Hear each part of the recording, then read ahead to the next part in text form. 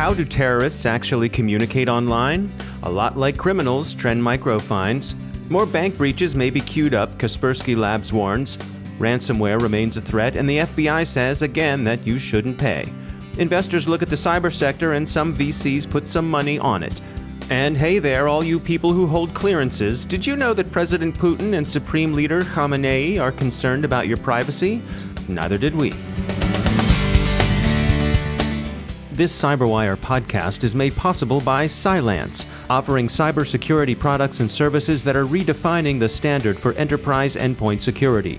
Learn more at cylance.com. I'm Dave Bittner in Baltimore with your CyberWire summary for Wednesday, May 4th, 2016. How terrorists actually communicate online has been scrutinized lately.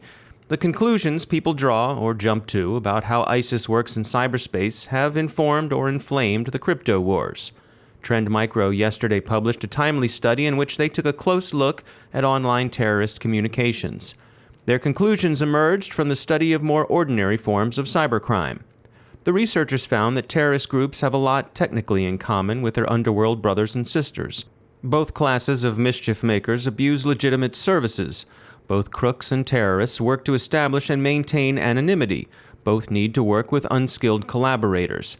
In this last respect, their needs and interests diverge a bit. Criminal gangs use disposable mules. ISIS aims at the sort of inspiration that might both inspire a mass movement and stand in for fragile command and control of terrorist cells. The financial sector continues to receive attention from the hacktivist criminal axis. Kaspersky warns that hackers who breached the Qatar National Bank have hit a second unnamed bank and will be releasing stolen data soon. The group is thought to be based in Turkey. Nothing new today on Op Icarus, the opening round in the anonymous campaign to punish the world's banks for crimes against humanity. Ransomware continues to circulate. The FBI issued another warning about the threat at the end of last week and has again urged victims not to pay. While malicious email links remain common vectors, they're not the only ones. Fox IT has outlined how ransomware purveyors are abusing vulnerabilities in remote desktop protocol installations as an infection route.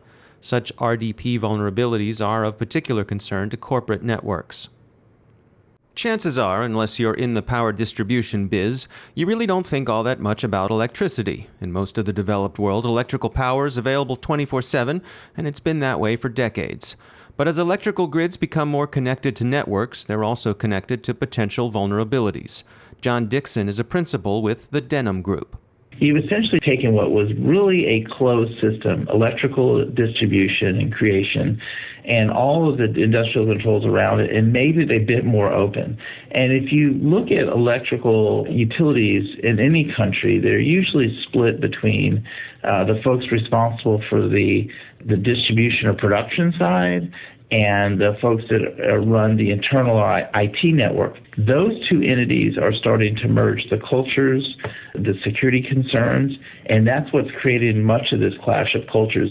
Part of the reason for this culture clash are the different needs and tempos of the teams involved in various areas of the production environment. You have a production network that is a little bit more sit and forget. The life cycle of some of these systems may be measured in decades. Compare that with the network world and the IT world, where you are upgrading operating systems at least on an every other year basis, and your infrastructure is being swapped out at least every 3 to 5 years. So it's just a much more dynamic and much more changing network, and it creates all these different interesting interactions. Utility companies typically aren't under the same kind of constant attacks that, say, financial institutions experience because there aren't the same sort of financial incentives.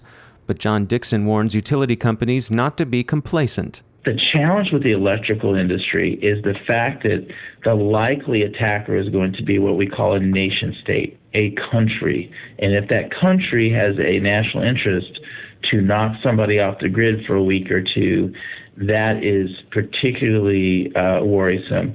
And most electrical utilities are not equipped to defend against that level of threat. That's John Dickson from the Denim Group. Their website is denimgroup.com. In industry news, investment analysts are looking nervously at FireEye. The industry bellwether is due to release results late tomorrow after markets close in New York, and some analysts think sales channel confusion, intensified competition, and product pricing may lead to a disappointment. Venture capital, despite some fears to the contrary, continues to reach some security startups. DF Labs, a Milan-based company that offers automated cyber incident response and management, has just secured $5.5 million in Series A funding from Evolution Equity Partners. Michigan's Duo Security received a $2.5 million grant from the state's Strategic Fund. This is a workforce development grant. Duo will hire up to 300 employees as a result of the funding. Finally, as the U.S. mulls changes to its security clearance management systems, considering increased monitoring of online behavior for insider threats and possible adoption of a FICO-like threat score for cleared personnel, some surprising observers express some surprising concerns. Iran's Press TV and Russia's Sputnik News are there for you, Fort Meade, worried about your privacy and civil liberties. So you've got this going for you. Vladimir Vladimirovich and Ali Khamenei have got your back. It's nice people care, but somehow this strikes us with cognitive dissonance, as if Chancellor Palpatine and Supreme Leader Snoke were to position themselves as protectors of the Gungan. Well, may the 4th be with you, Padawans.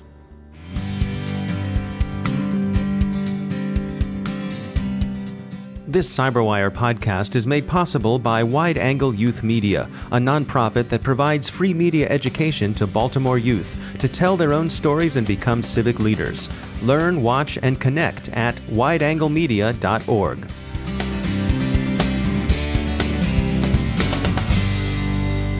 Jonathan Katz is a professor of computer science at the University of Maryland and director of the Maryland Cybersecurity Center, one of our academic and research partners.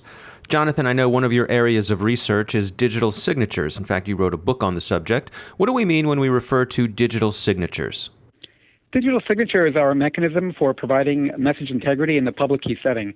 And basically the way they work is that one party will generate a pair of keys, a public key and a matching private key, and then they can distribute their public key widely and, of course, keep their private key secret and known only to themselves. And then what they can do is they can take any message and sign it using their private key to generate what's called a signature and release that along with the original message.